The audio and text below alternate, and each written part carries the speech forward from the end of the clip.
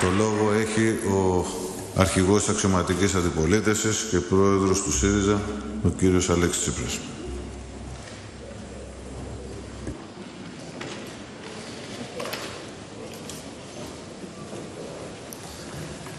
Ευχαριστώ, κύριε Πρόεδρε. Κυρίες και κύριοι βουλευτές, επιτρέψτε μου να ξεκινήσω με μία αναφορά στην σημερινή πολύ σημαντική ιστορική επέτειο για τους λαούς της Ευρώπης.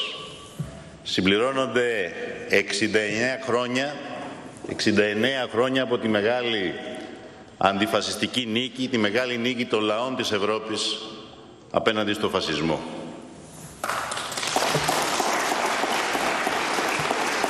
Μιας νίκης των λαών της Ευρώπης απέναντι στην πιο μαύρη ιδεολογία που προκάλεσε τον όλεθρο, τη φρίκη στην Ευρωπαϊκή Ήπειρο αλλά και σε όλη την ανθρωπότητα. Και η χώρα με τις μεγαλύτερες απώλειες αναλογικά με τον πληθυσμό της ήταν η χώρα μας.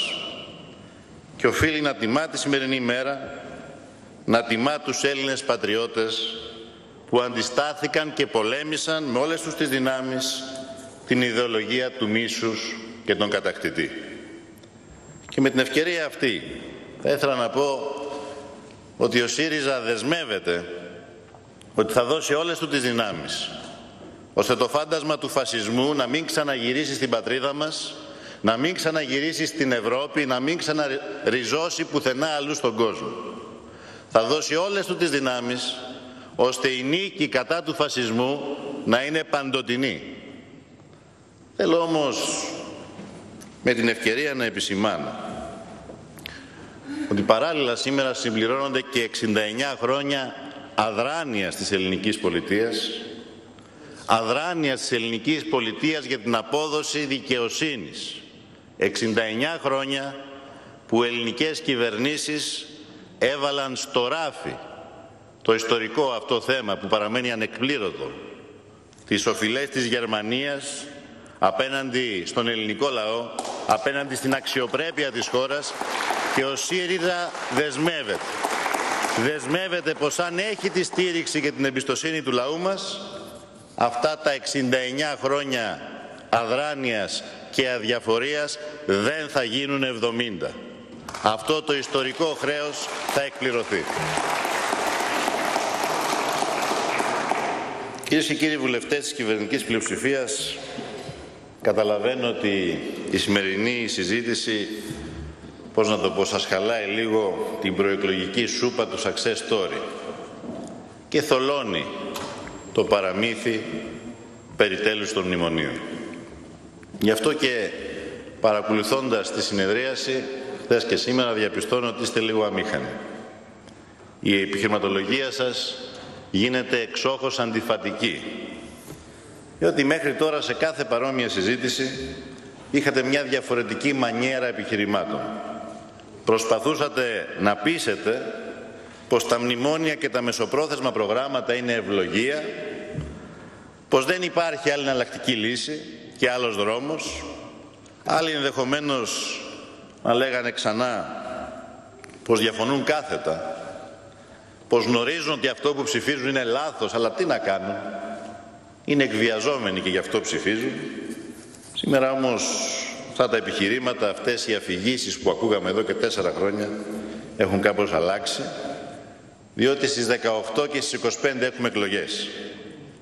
Έπρεπε λοιπόν να επινοηθεί και να σχεδιαστεί στην τελευταία της λεπτομέρεια μια άλλη αφήγηση, μπας και γλιτώσετε την εκλογική συντριβή που δεν το βλέπω. Έτσι επινοήσατε το κοινωνικό μέρισμα, το πλεόνασμα του πλεονάσματος, τα νέα Greek Statistics. Έτσι επινοήσατε την περιβόητη έξοδο στις αγορές που ήταν έξοδο στο δανεισμό και κυρίως προσπαθήσατε να ξαναστήσετε το παραμύθι ότι τα μνημόνια τελειώνουν, ότι η ανάπτυξη έρχεται. Για κακή σας τύχη όμως, αυτό που συζητάμε σήμερα, αυτό που καλείται η κυβερνητική πλειοψηφία να ψηφίσει σήμερα, το μεσοπρόθεσμο, όσο και αν θέλετε να το βαφτίσετε διαφορετικά, όσο και αν προσπαθείτε να βαφτίσετε το κρέας ψάρι, Το λέτε οδικό χάρτη για την έξοδο από το μνημόνιο. Στην πραγματικότητα όμως είναι η πιο καλή απόδειξη, η πιο ουσιαστική απόδειξη ότι τα μνημόνια και οι επιλογές της λιτότητας όχι μόνο δεν θα τελειώσουν να συνεχίσετε εσείς να κυβερνάτε, αλλά θα ευαθυνθούν το επόμενο διάστημα, τα επόμενα χρόνια. Θα υπάρξει ευάθυνση αυτού του καθεστώτος που εδώ και 4 χρόνια οικοδομείται στην πατρίδα μας. Και για κακή σας τύχη, επίσης αποκαλύφθηκε και στα μέσα ενημέρωσης αυτό που εμείς ονομάζουμε νέο μνημόνιο, δηλαδή οι νέες δεσμεύσεις που έχετε ήδη πάρει και έχετε έτοιμες στα συρτάρια να τις φέρετε αμέσως μετά τις ευρωεκλογές. Ζητήσαμε να καταθέσει στη Βουλή ο Υπουργός των Οικονομικών αυτές τις νέες δεσμεύσεις, αυτό το νέο μνημόνιο. Μας απάντησε ότι θα το αναρτήσει στην ιστοσελίδα του Υπουργείου Οικονομικών αφού συμφωνηθεί. Κατά την άποψή μας αυτή η απάντηση αποτελεί προσβολή της κοινοβουλευτικής διαδικασίας, αλλά αποτελεί και προσβολή της νοημοσύνης του ελληνικού λαού. Για μας είναι σαφές ότι θέλετε, επιδιώκετε, επιθυμείτε ο ελληνικός λαός να πάει στην κάλπη με κλειστά τα μάτια, χωρίς να ξέρει ότι έχετε ήδη συμφωνήσει για την κατάργηση των τριετιών, ότι συμφωνήσατε να απελευθερώσετε απολύσεις, ότι συμφωνήσατε να κλείσετε και άλλα νοσοκομεία, αλλά νομίζω ότι περισσότεροι πια σας έχουν πάρει χαμπάρι. Γι' αυτό άλλωστε και αυτός ο πανικός των τελευταίων ημερών. Γι' αυτό και αυτοί οι άσφαιροι εκβιασμοί του κ. Βενιζέλου. Γι' αυτό και οι διχαστικές, αντιπολιτευτικές των ΣΥΡΙΖΑ κορώνες του κ. Σαμαρά. Γι' αυτό αν θέλετε και η εσωτερική γκρίνια. Γι' αυτό και τα περί μικρού κόμματος, περί γουλημίδων, τηλεμαϊντανών και αλεξιπτωτιστών που εξτομίζουν τα στελέχη της Νέας Δημοκρατίας για τους συμμετέχοντες στο Ευρωψηφοδέλτιο και για το κόμμα του κ. Σαμαρά. Γι' αυτό και πλέον το μόνο που συζητάτε ανοιχτά είναι το μέγεθος και το είδος της ήττας που θα έχετε στις ευρωπαϊκές εκλογές. Γιατί το μέγεθος και το είδος της ήττας, της τιμωρίας δεν αφορά το τι θα παρουσιάσουν τα μέσα ενημέρωσης ή οι δημοσκοπήσεις, τι θα ψηφίσει σήμερα η Βουλή, αφορά το τι θα επιλέξει ο ελληνικός λαός στις 18 και στις 25 του Μάη. Όλα αυτά όμως ξέρετε, κυρίες και κύριοι της κυβέρνησης, όχι μόνο δεν καταφέρουν να συσπυρώσουν στα δύο κόμματα που κυβερνάνε, αλλά φανερώνουν τρόμο και πανικό. Τρόμο και πανικό και εντός Ελλάδας, αλλά και εκτός. Πανικός για μια κυβέρνηση που καταρρέει. Το μεσοπρόθεσμο που συζητάμε σήμερα είναι μόνο ο πρόλογος όσων σχεδιάζει η κυβέρνηση αν περάσει τον κάβο των τοπικών και ευρωπαϊκών εκλογών. Γιατί οι κύριοι της κυβέρνησης λέτε ψέματα ότι τα μνημόνια τελείωσαν, όπως λέγατε τερατώδη ψέματα και το Μάιο, ανάμεσα στο Μάιο και τον Ιούνιο του 2012, όταν τάζατε επαναδιαπραγμάτευση του μνημονίου, ενώ είχατε ήδη έτοιμα στα συρτάρια νέα σκληρά και βάρβαρα μέτρα που εφαρμόσατε αμέσως μετά, όταν καταφέρατε να ξεγελάσετε το ελληνικό λαό. Και οι πραγματικές σας προθέσεις είναι να δέσετε την χώρα στο άρμα της λιτότητας για πολλά ακόμα χρόνια. Και η λιτότητα το μόνο που γεννά είναι προβλήματα, σημαίνει νέα μέτρα, νέα επώδυνα μέτρα, και το μεσοπρόθεσμο που καλείται σήμερα το Ελληνικό Κοινοβούλιο να υπερψηφίσει αποτελεί την μονιμοποίηση των μνημονίων, αποτελεί την απόλυτη συνταγή της αποτυχίας και της καταστροφής.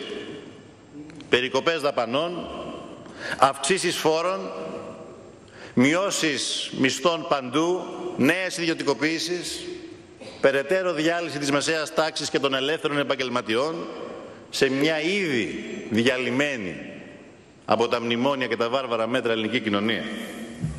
Αυτή τη συνταγή του θανάτου που ακολουθείτε πιστά τα 4 τελευταία χρόνια, επιθυμείτε να συνεχίσουμε για πολλά ακόμα χρόνια. Αυτές είναι οι πραγματικές σας προθέσεις.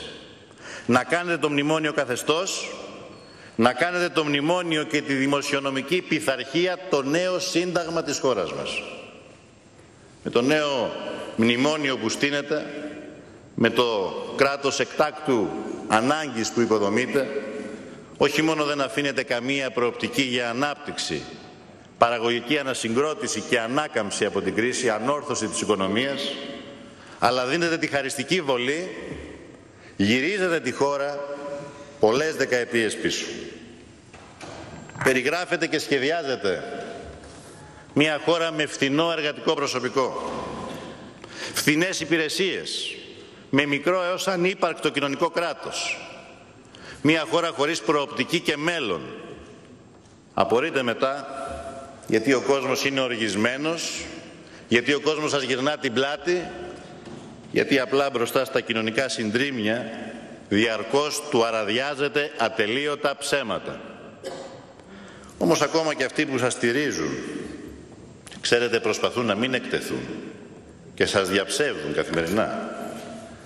Σας διαψεύδει η έκθεση του ΩΣΑ που μιλά για την Ελλάδα ως μια χώρα σε μόνιμη οικονομική βλάβη.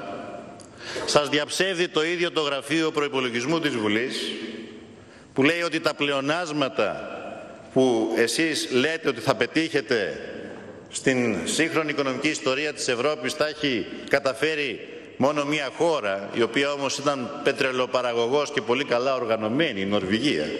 Δεν ξέρω αν έχετε ανακαλύψει πετρελαιοπηγές που θα μας βγάλουν από την κρίση άμεσα την επόμενη εξαετία. Σας διαψεύδει η ίδια η Eurostat που δεν αναφέρει καν τη λέξη πλεόνασμα.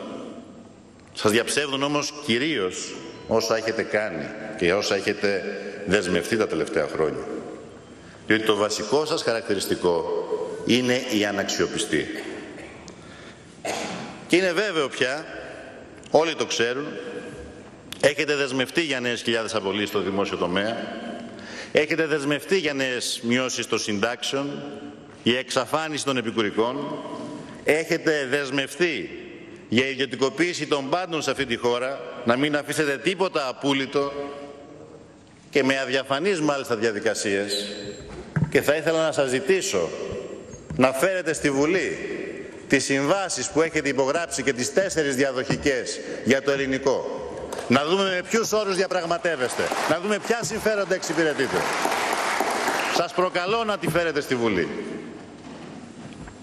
Αυτό όμως που κάνετε πια είναι αιμονή, είναι δογματισμός, είναι δογματισμός σε μια αποτυχημένη νεοφιλελεύθερη ιδεολειψία και φανερώνει το πραγματικό σας πρόσωπο. Αποκαλύπτεται ο πραγματικός σκηνικός και επικίνδυνος για τον τόπο ρόλο σας. Η αποφάση σας για τους Αιγιαλούς, η απόφαση σας για το νερό, παρά ότι γνωρίζετε την αντίθετη θέση του συντάγματος και όσα προτίθεται να καθαρογραφούν μετά τη συνεδρίαση της Ολομέλειας Συμβουλίου Επικρατείας, η αποφάση σας για τον αποχαρακτηρισμό εκατομμυρίων στρεμμάτων δάσους, ένα και μόνο πράγμα φανερώνει. Δεν σας νοιάζει αυτός ο τόπος. Δεν σας νοιάζουν οι επόμενες γενιές. Το μόνο που σας απασχολεί, το μόνο που σας νοιάζει, είναι να συνεχίσετε στις καρέκλες της εξουσίας και γι' αυτό εκλιπαρείτε και πασχίζετε μόνο για τη στήριξη των δανειστών, της διαπλοκής και της κυρίας Μέρκελ. Μόνο που στις εκλογές, όσο και αν αυτοί σας στηρίζουν, δεν θα ψηφίσουν αυτοί. Θα ψηφίσει ο ελληνικός λαός που λαιλατείται τόσα χρόνια και η επιλογή του θα είναι καθοριστική για το μέλλον του τόπου.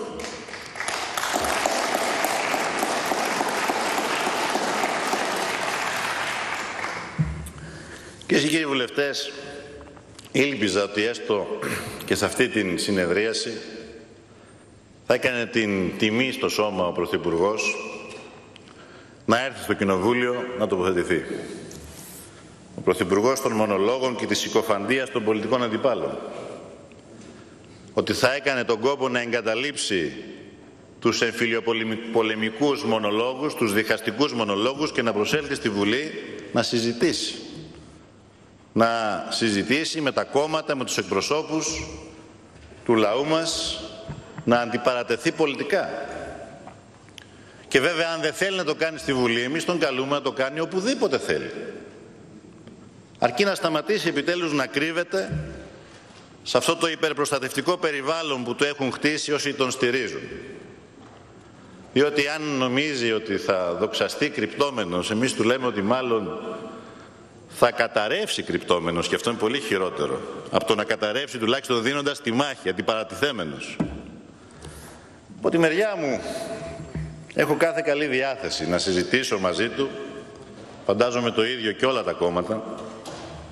Προσωπικά μάλιστα δεν έχω κανένα απολύτως πρόβλημα να συζητήσω τη δική του πολιτική ατζέντα. Την ατζέντα που προσπαθεί να επιβάλλει ο ίδιος κ. Σαμαράς. Δέχομαι, αν θέλετε, την πρόκληση να μην μιλήσουμε καθόλου για τα μνημόνια. Να μην μιλήσουμε για το τι έκανε ο ίδιος αυτά τα χρόνια, να μιλήσουμε για το αύριο. Να μιλήσουμε για το ποια Ελλάδα θέλουμε. Τη νέα Ελλάδα, όπως λέει τώρα τελευταία ο κ. Σαμαράς. Αλλά αν υπάρχει νέα, τότε πρέπει να παραδεχθείτε ότι υπάρχει και παλιά Ελλάδα, στην οποία θέλω να σας υπενθυμίσω, όπως και στον Πρωθυπουργό, ότι η αριστερά δεν κυβέρνησε ποτέ.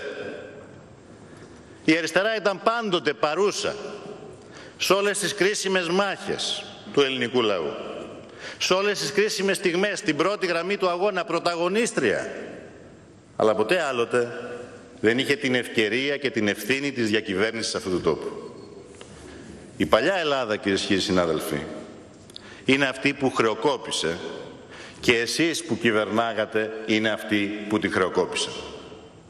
Η παλιά χρεοκοπημένη Ελλάδα είναι αυτή που εσείς φτιάξατε τόσα χρόνια, όπου δούλευαν οι πολλοί για να πλουτίζουν οι ελάχιστοι. Αν κάνετε μία απογραφή της παλιάς Ελλάδας, θα βρείτε πρόσωπα και πολιτικές, κόμματα και οικονομικούς παράγοντες που ακόμα και σήμερα κυβερνούν αυτόν τον τόπο, που μας κατέστρεψαν και τώρα παριστάνουν τους σωτήρες. Η παλιά Ελλάδα, ξέρετε, είχε προστάτες, βασιλιάδες, χούντες, φασισμό. Είχε και έχει νέους προστάτες, δανειστές, τρόικες. Ποιος, λέτε λοιπόν, αλήθεια να είναι η παλιά Ελλάδα? Εμείς ή εσείς? Εσείς είστε η παλιά Ελλάδα. Είστε οι πιο χαρακτηριστικοί εκπρόσωποι του παλιού, του γερασμένου, του χρεοκοπημένου πολιτικού συστήματος που έριξε τη χώρα μας και το λαό μας στα βράχια. Κύριος Σαμαράς σήμερα μιλάει για το νέο και μάλιστα μιλάει για τη σταθερότητα. Αλλά ήταν ο ίδιος άνθρωπος, ο ίδιος πολιτικός που όχι χθες, ούτε προχθές, 26 χρόνια πριν, που ήταν στην κεντρική πολιτική σκηνή και οδήγησε από μια θέση ευθύνης στη χώρα σε μια μεγαλειώδη ήττα με τις αιμονές του στο Μακεδονικό. Και αργότερα έριξε την ίδια την κυβέρνηση στην οποία συμμετείχε. Και η παράταξή του τον κατηγόρησε τότε για φορέα συμφερόντων. Το ίδιο και αυτό στην παράταξή του. Ποιος είναι λοιπόν το νέο και ποιος το παλιό σε αυτόν τον τόπο? Και ποιος μπορεί σήμερα να εμφανίζεται ως εγγυητής της σταθερότητας και της ομαλότητας? Κυρίες και κύριοι συνάδελφοι, τα έχετε κάνει όλα. Και ο ελληνικός λαός δεν ξεχνά. Δεν μπορείτε σήμερα εσείς να παρουσιάζεστε, να αυτοπαρουσιάζεστε ως το καινούργιο, διότι είστε το παλιό, είστε το παλιό που καταραίει, είστε οι εκφραστές της παλιάς Ελλάδας. Και η παλιά Ελλάδα είναι το πολιτικό και οικονομικό σύστημα της διαπλοκής και της διαφθοράς που κυβέρνησε για δεκαετίες τον τόπο και διαχειρίστηκε αυτή την κρίση με τον τρόπο που τη διαχειρίστηκε. Θα τολμούσα να πω ότι η παλιά Ελλάδα είναι τα κόμματά σας, Νέα Δημοκρατία και το ΠΑΣΟΚ. Αλλά εκπρόσωποι της παλιάς Ελλάδας είναι και οι ίδιοι αρχηγοί σας, κύριος Σαμαράς και κύριος Βενιζέλος. Η νέα Ελλάδα, η Ελλάδα για την οποία αξίζει κανείς να αγωνιστεί, η Ελλάδα για την οποία αξίζει να αγωνιστούμε μαζί με το λαό, δεν μπορεί να έχει καμία σχέση με το παλιό. Με το παλιό που σήμερα διαλύει τη χώρα, καταστρέφει το λαό, διαλύει και καταστρέφει πριν οριστικά καταρρεύσει και αυτό. Γιατί στη νέα Ελλάδα Η δημόσια περιουσία δεν θα ξεπουλιέται, θα φυλάσσεται για τις επόμενες γενιές. Αυτός ο τόπος θα ανήκει στους πολίτες του. Η Νέα Ελλάδα δεν θα ξεχάσει τα δικά σας χρέη από τα δάνεια του παρελθόντος, αλλά θα αγωνιστεί για να μην κουβαλούν οι επόμενες γενιές τα χρέη τα δικά σας, τα χρέη του παρελθόντος. Θα είναι μια περήφανη και ανεξάρτητη χώρα. Στη Νέα Ελλάδα το κράτος θα φτιαχτεί από την αρχή προς όφελος των πολιτών, όχι προς όφελος των συμφερόντων που και σήμερα υπηρετείται. Το κράτος ούτε θα παρακολουθεί ούτε θα εκβιάζει. Η Νέα Ελλάδα θα είναι μια δίκαιη χώρα. Ο πλούτος θα μοιράζεται δίκαια σε όλους.